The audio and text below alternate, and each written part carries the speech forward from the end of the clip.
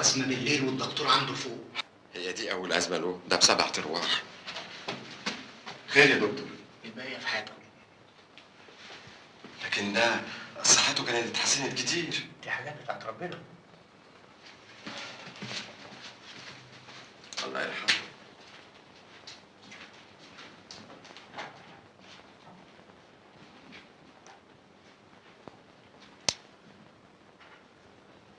ايه دنيا، الباقي في حياتكم جميعا يا اخواني، الباقي في حياتكم، ما باقي الا وجه الله، والله ما باقي الا وجه الله.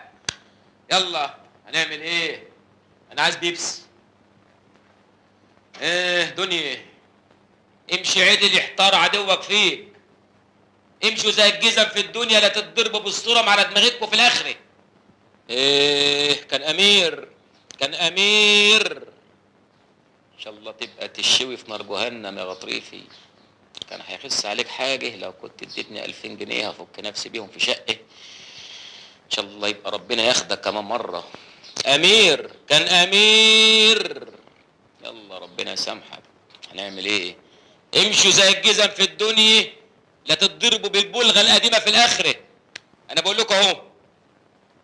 يلا. عملت حصر بالممتلكات وحسبت التركة؟ طبعا حوالي 6 مليون ونص. 6 مليون جنيه يا ما انت كريم يا رب. هينوب كل واحد مننا كام يا سعد جواد؟ مش وقت الكلام ده دلوقتي.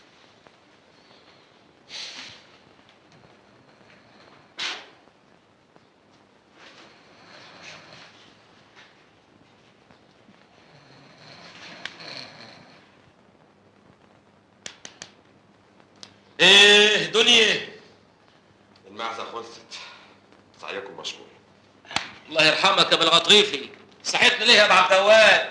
كنت سيبني نايم علشان انسى انه مات. يلا يلا انت بقى. بقول ايه يا ابو عبد الجواد، هو المرحوم كان موصيكم ما توزعوش سجاير حفاظا على الصحه العامه؟ المعزة خلصت. طيب هو انتوا مش هتعشوني؟ يلا بقى. يلا امشوا زي الجزم في الدنيا لا تتضربوا على قفاكم في الاخره.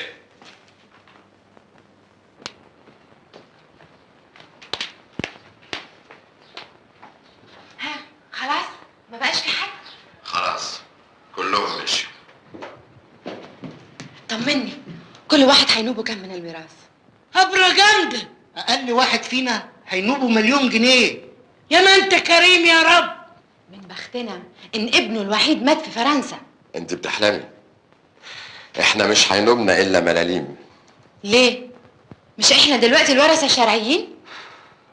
في نظر القانون احنا ورثة من بعيد.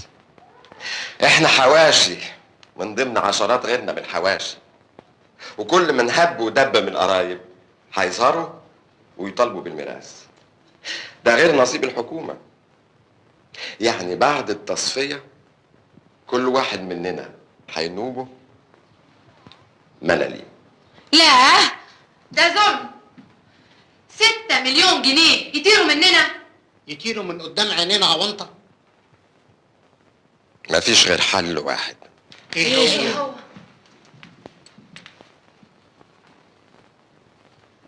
ان ابنه ما يكونش مات. يعني ايه بقى؟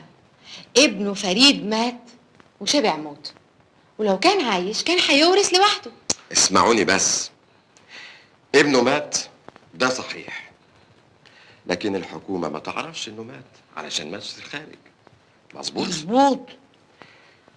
لو جبنا واحد وقف قدام الحكومة وقال انا فريد الغطريفي هياخد الثروة كلها. يعني قصدك نجيب واحد من طرفنا ويقول انا فريد الغطريفي؟ بالظبط. وهي الحكومة بريالة عشان تصدق؟ اي واحد هيقف يقول انا فريد هيقولوا له اهلا وسهلا يا سي فريد. يا ناريمان، في نظر الحكومة الإنسان مجموعة أوراق، شهادة ميلاد، فيش وتشبيه، بطاقة شخصية إلى آخره. مظبوط. مدام فريد هرب لما حطوا أبوه تحت الحراسة، وبما إنه مش هيرجع علشان مات، ممكن نجيب أي واحد نعمله الأوراق المطلوبة ويبقى هو الشخص المقصود. ومين اللي هيزور الاوراق دي كلها وازاي؟ سيبي العملية دي عليا أنا، الفلوس بتعمل المستحيل. ايوه بس دي لعبه خطره جدا علينا. ولا خطر ولا حاجة، وحتى لو كانت خطر عليه مش علينا احنا، لأن المفروض هو اللي زور وهو اللي عمل كل حاجة. موافقين؟ انا موافق. انا ما عنديش مانع. طب مين الشخص اللي هيقبل حكايه زي دي؟ موجود، وكل المواصفات منطبقة عليه. غلبان، محتاج، ساذج، مش طماع، ومقطوع من شجرة. يا شعبان، شعبان، في ايه يا متولي؟ انت عملت ايه يا شعبان؟ عملت ايه في ايه؟ وكيل الاصلاح مزعبب ولا هتقول الواد شعبان؟ وايه اللي زعببه؟ انت بتسالني؟ العلم عند الله. ده مسك دفتر الاباني من هنا ولا هتقول الواد شعبان من هنا. تعالى معايا. اتفضل. انت بتحاول التحقيق يا سيد وهيتخصم منك نص شهر.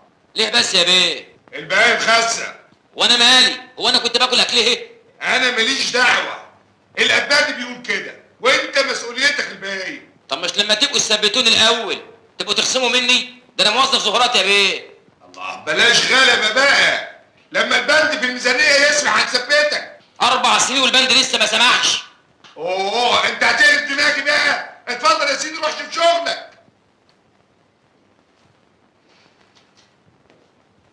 اللي بيحصل ده ظلم، كل يوم والتاني يخصموا مني. عايزين نصرف على الاصلاح الزراعي من ماهيتي. اهو. شعبان. مين؟ ابويا عبد الجواد. اهلا اهلا اهلا. عليكم، تعالى. شاي يا ولا؟ مفيش داعي، مفيش داعي يا ولا.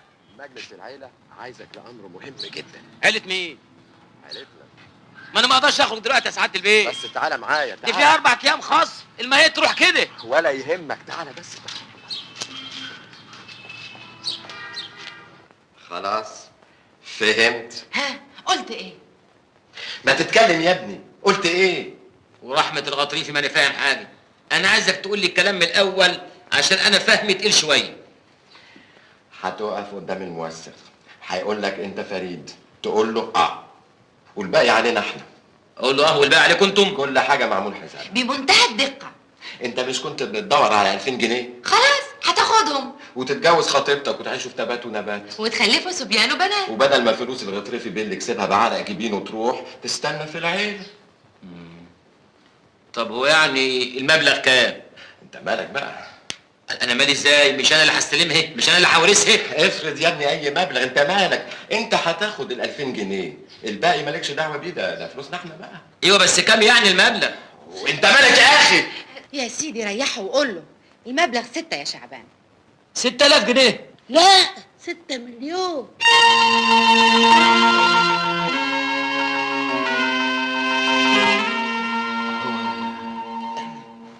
هو قال كام؟ 6 مليون جنيه. 6 مليون جنيه. 6 مليون جنيه. 6 مليون. 6 مليون. 6 مليون. وعايزين تدوني 2000 جنيه. مش كده؟ لا يا عبد الجواد لازم تزودهم شويه. خلاص خليهم 3000 ولا اقول لك 4. لا يا شيخ. 4 ده كتير قوي. شوفوا يا اخوانا، انا هلعب معاكم اللعبه دي بس اخد نص الورث. انت مجنون؟ لا حرام، وانتوا كمان حراميه، ومن حضر القسمه فليقتسم. لا يفتح الله، يلا ورينا عرض كتافك. فدتكم بعافيه. السلام عليكم. تعالى رايح فين؟ سيبيه، خليه يغور في 60 داهيه. نسيبه ازاي بعد ما عارف سرنا؟ لك حق. هنديلك 10000 جنيه. النص. خليهم 20000. النص يا ابني ورانا مصاريف كتيرة. النص. طب خليهم 50. النص. لا، غرفة 60 داهية بقى. هو ايه اللي يغور في 60 داهية؟ هو احنا قدامنا حل تاني غيره؟ اجري هاته ما تضيعوش. يا ابني احنا 4 وانت 1، نفرق بالعدل. النص. طب خليها التلت. النص. موافقين؟ ده انت طلعت داهية.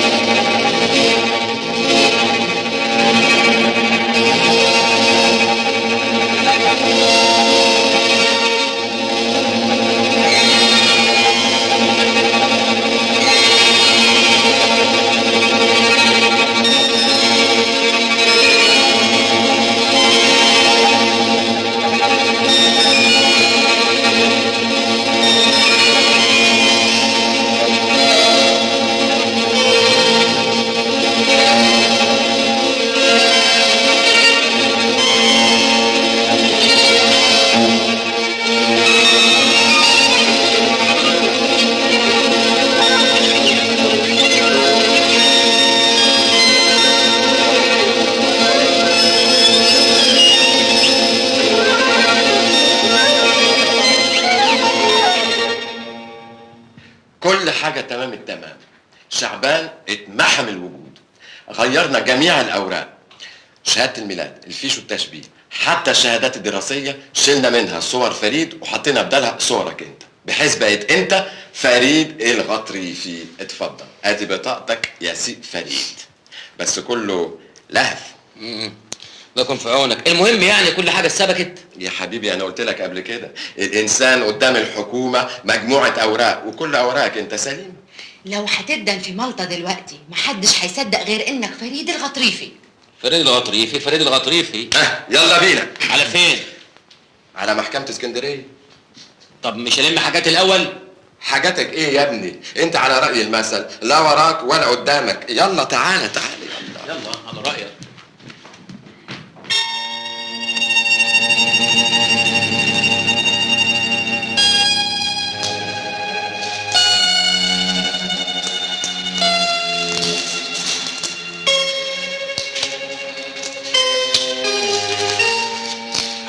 خايف ليه؟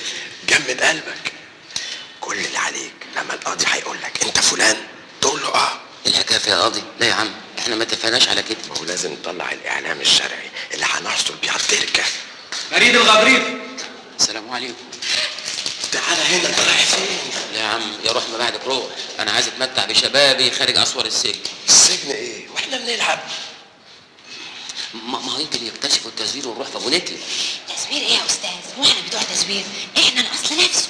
كل الاوراق اللي معانا اوراق فريد نفسه. يلا يلا ما تعطلناش. نشجع بقى. مين فريد الغطريفي؟ ايوه انا انت فريد الغطريفي؟ ايوه انا فريد الغطريفي. معاك بطاقة؟ لا ايوه معايا البطاقه طبعا.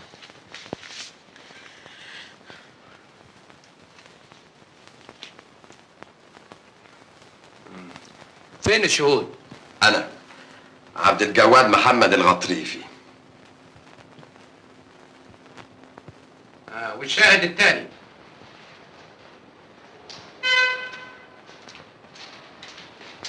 الف مبروك الاعلام الشرعي اهو.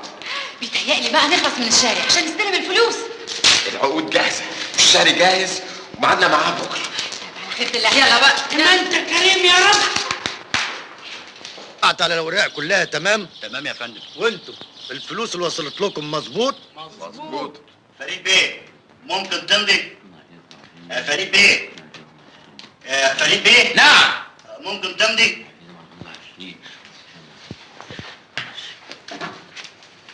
يا ما انت كريم يا رب. مبروك. الله يبارك فيك. وهنستلم الفيلا امتى؟ بكره ان شاء الله. وباقي الممتلكات في خلال 3 ايام على خيرة الله. السلام عليكم. سلام ورحمه الله.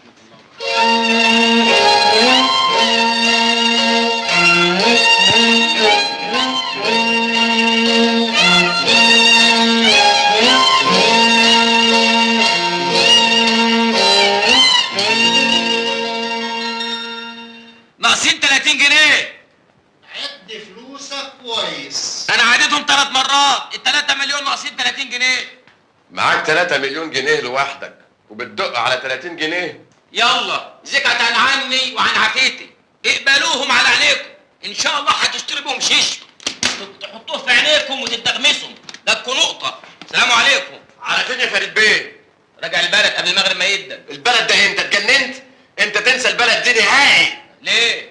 ليه ازاي؟ انت عاوز ترجع بلدكم ومعاك 3 مليون جنيه؟ وهي يعني شوف بقى، انا هبني مسجد وهعمل مشروع تربيه دواجن، وهجيب جمجموسه على معزتين، واعمل اصلاح زراعي خصوصي نكايه الوكيل. فريد بيه، بلد صغيرة زي بلدكم، الناس هتلاقي معاك الأموال دي كلها، مش هيستغربوا. ايوه طبعا هيستغربوا. انت عاوز تجيب لنفسك ولنا مشاكل؟ طب دلوقتي وخطيبتي؟ لا سيبك منها بقى، شوف انت بقيت فين وهي فين. لا لا لا لا لا لا يا نريمان هانم، الا دي. على كل حال انساها دلوقتي، وبعدين هنلاقيك 100 صرفه وصرفه. طب وانا هعيش فين دلوقتي؟ في مصر، القاهرة. هناك الناس ما تعرفش بعضيها ومحدش له دعوة بحد.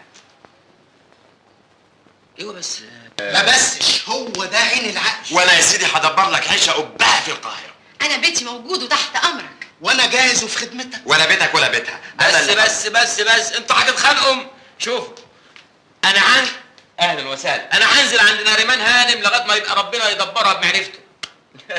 بس انا عايز اروح البلد برضه. ليه تاني؟ معلش مشوار ساعه الزمن. نوصلك ونستناك. بس اوعى تجيب سيرة لحد. ايه انت فاكرني عبيط؟ عنك. وانت فاكرني عبيط ولا فاكرني عبيط؟ ولا فاكرني عبيط يعني؟ زينب يا زنوبتي. شعبان انت كنت فين؟ ده وكيل الاصلاح سأل عليك وخصم لك 3 ايام وقال لي الراجل ده ما ينفعش يثبت ابدا. كنت فين؟ شغلتني عليك. ده انا رحت الحاره وبعدت اسال عليك، قال ايه؟ قالوا لي في قفل على الباب. وايه الشنطه دي؟ انت كنت مسافر ولا ايه؟ لا اصل انا كنت في مشوار ورايح مشوار. رايح فين؟ نازل مصر. نازل مصر ليه؟ لقيت شغلانه هناك انما ايه هايله. ايه بتتكلم جد؟ طبعا يا زنوبتي. طب وانا؟ ما هو انا جاي لك عشان كده يا زنوبتي. انا هروح مصر، يعني هرستق حالي واروق الاناني واجات لك على طول. مره واحده؟ لا مرتين يا زنوبتي. ما تفوق يا شعبان وتصحى، مش لاقيين خلوه شقه هنا هنلاقي في مصر. ان شاء الله، يعني ان شاء الله ربنا هيسهل، بس انت مالكيش دعوه انت. طب بس انا مش فاهمه حاجه خالص. ما هو انا هشرح لك بعدين، بس اصل الوقت ضيق وفي جماعه قرايبي اللي هم شافوا لي الشغلانه بتاعت مصر دي مستنياني بره عشان نروح سوا. شعبان زين.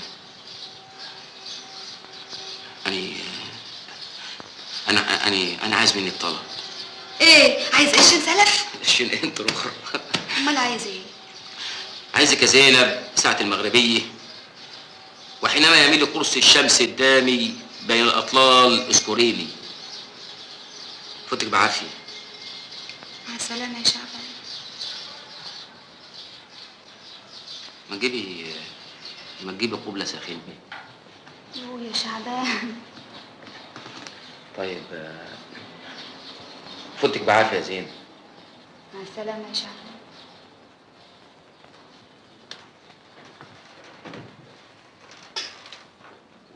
خلي بالك على نفسك. وده شعبان. أهلا أهلا أهلا سعادة الوكيل. الحمد لله على سلامتك. كنت فين؟ في المقر الصيفي بتاعك؟ ايوه كنت في المقر الصيفي بتاعي، وكنت مدلدل رجليا الشمال في الميه. زينب بعتت لي تيلكس، عارف انت التيلكس؟ قالت لي الولا الوكيل زعلان. زعلان ليه يا ولا؟ ولد ما تبرقليش ولا تجزلي على اسنانك، ده احسن اخدك باللوكش على وشك.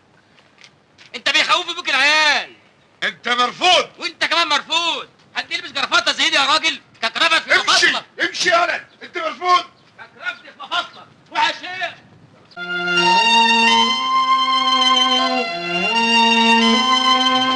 اتفضل يا فريد بيه، اتفضل. اتفضل البيت بيتك. محاسن. محاسن. ايوه. اهلا. الحمد لله على السلامة. الله يسلمك. اهلا وسهلا، اهلا اهلا اهلا وسهلا.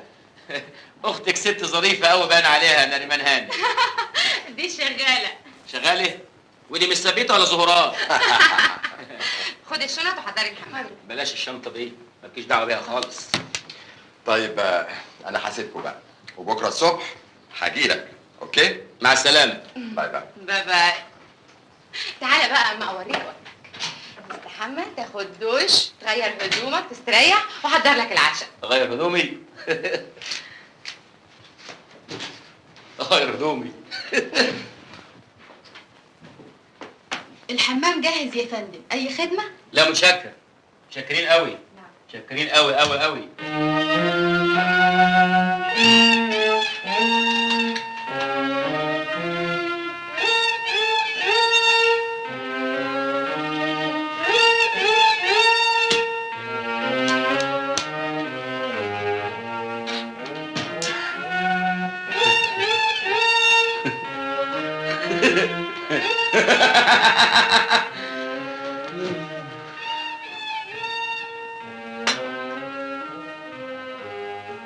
فريد، فريد بيه، فريد. اتفضل. ايه ده؟ ايه؟ مش حلو؟ حرام عليك كده تبردي. ايه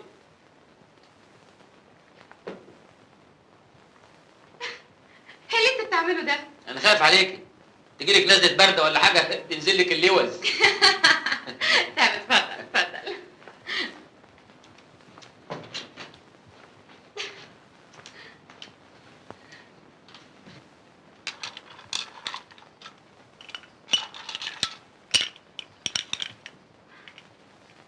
اشرب. لا اني ما بشربش الحاجات دي. اشرب، دي حاجة بسيطة لفرفشة بس. انا خايف لا تقلب بغم. ما تخافش، طول ما انا جنبك مش هتقلب بغم ابدا. اشرب.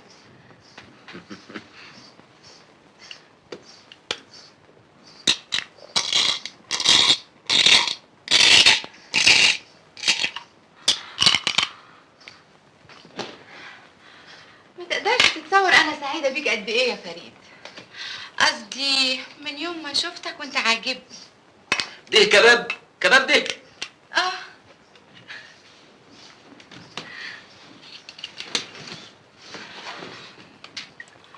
اصلي من يوم ما طلقت جوزي وانا عايشه لوحدي. وحضرتك اللي طلقتيه؟ اه. عينيه كانت زايغه، مع ان كل اللي يشوفني يقول لي مفيش احلى من كده. وانت رايك ايه؟ انا بس خايف لا تنزل لك اللوز. ما تخافش، من يوم ما طلقت جوزي وانا عايشه في البيت ده كله لوحدي، مش لاقي الراجل اللي يملاه عليا. ربنا يوفقك ويرزقك بابن الحلال. لو لقيته انا عبديه بعينيا. حلوه قوي اللحمه دي من كام كيلو؟ اسمع يا فريد، انا عايزه اقولك على حاجه مهمه قوي. خد بالك من عبد الجواد والعيله كلها، دول ناس طماعين قوي. لا ما تخافيش عليا، بس هيدا اللحمه دي بتلو.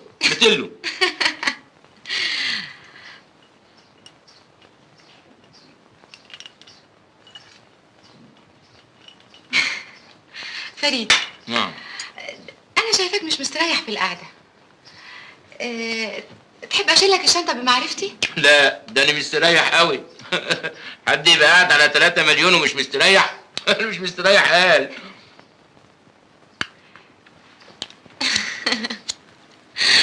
انا هدخلك دنيا حقيقيه، هخليك اسعد انسان. انا عايز انام. طيب يا حبيبي. مش كده؟ بس اللحمه دي هايله، بتلو.